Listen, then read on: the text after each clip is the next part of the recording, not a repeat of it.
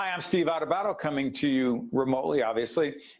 This first segment we're going to do is part of a series simply called 25 for 25. What does that mean? Well, in cooperation with our friends and partners at the Russell Berrie Foundation, celebrating their 25th anniversary, they have been recognizing people for 25 years who are making a difference. I've been honored to host virtually every one of those events every year where these very special heroes are recognized. And one of those heroes we kick off with is, in fact, Chip Paillex, who's president and founder of America's Grow a Row, who was the 2010 winner of the Russell Berrie Award for Making a Difference, right, Chip? That's correct. And great to be here, Steve. Thanks for having me. I remember that day. I remember that forum. It was great. By the way, tell everyone what America's Grow a Row is and why it matters more now than ever before. Well, very simply, our program is based on volunteers that and a paid staff that where our volunteers come out to plant, harvest, and then donate produce to food banks and food pantries, hunger relief agencies all throughout the state of New Jersey and up and down the Mid-Atlantic region at this point. And we also have an educational component, which is critical to teach people about healthy eating. And there are 4 farms, right? Yes, yeah, we just secured our 4th farm about a month ago. And so, yeah, we're in a growing mode, not just in the field, but also acquiring additional property. Where are the 4 farms?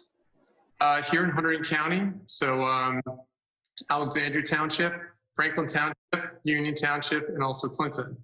So yeah, all tucked together. Chip, the impact of COVID-19, there is not one industry, not one not-for-profit. We're a not-for-profit, the CAUCUS Educational Corporation, our partners in public broadcasting, a not-for-profit. You're a not-for-profit.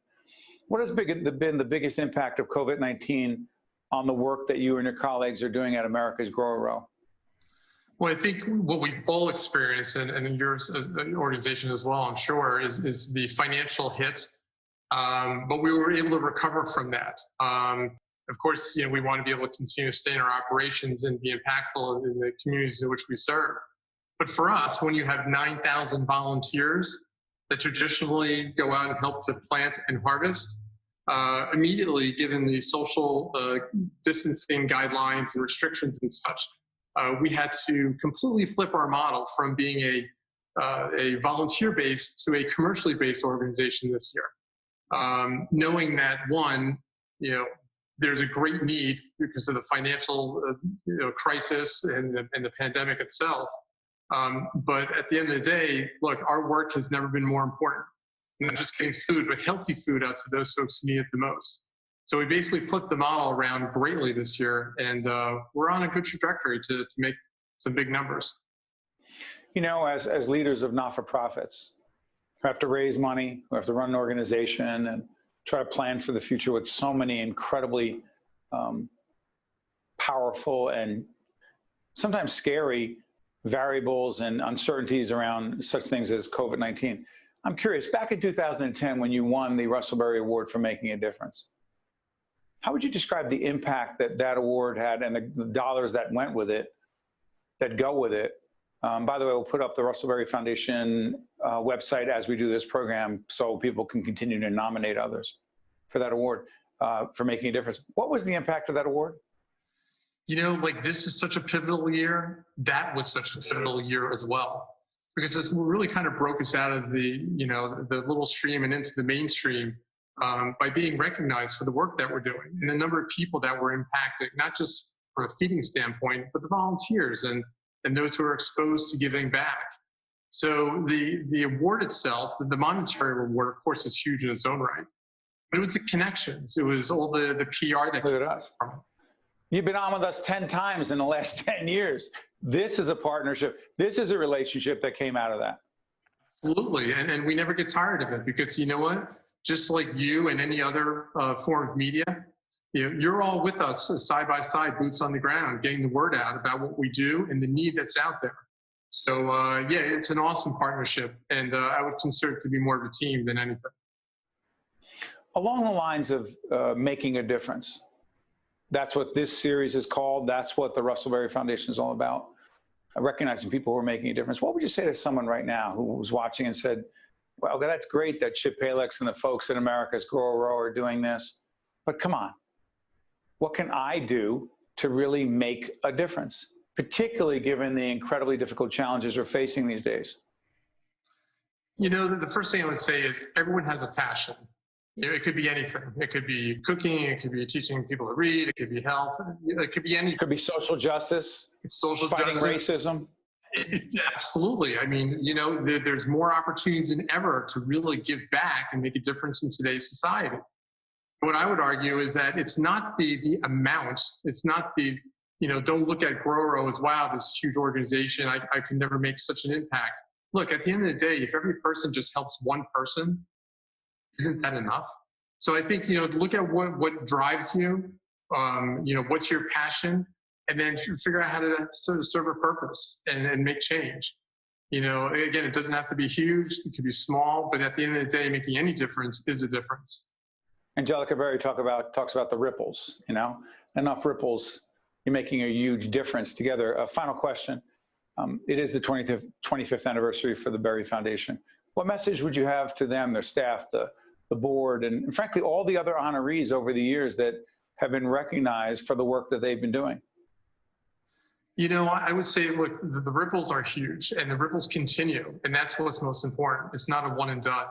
And each year, the 10 years that I've been going to the awards every year, because quite frankly, it's the best event there is, it inspires me. It inspires people there to do something different or continue to do what they do.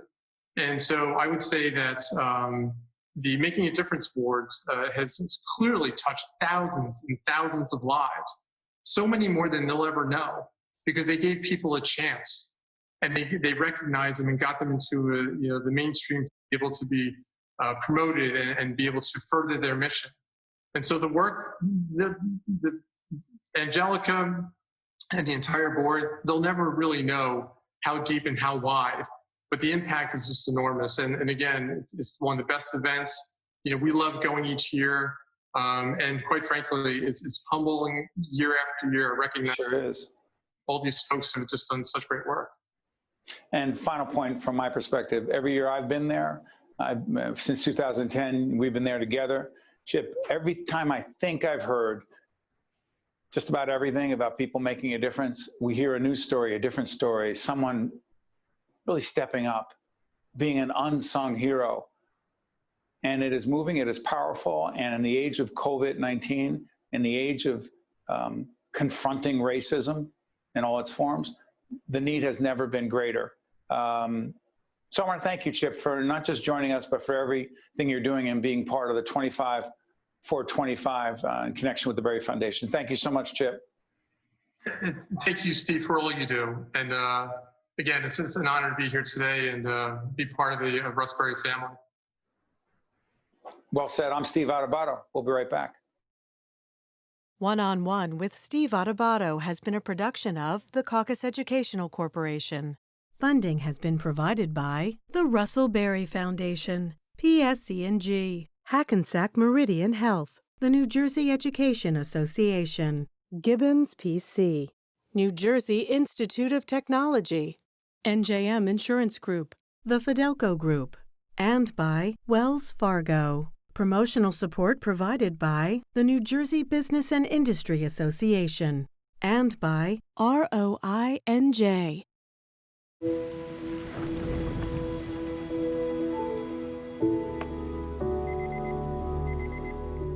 Day after day, we rely on electricity for all the ordinary things in our lives and for the extraordinary. Mom! Hey, sweetie. How are you? So, tell me about the game. I scored 2 goals. That's my boy. At PSEG, our commitment to you now is more powerful than ever.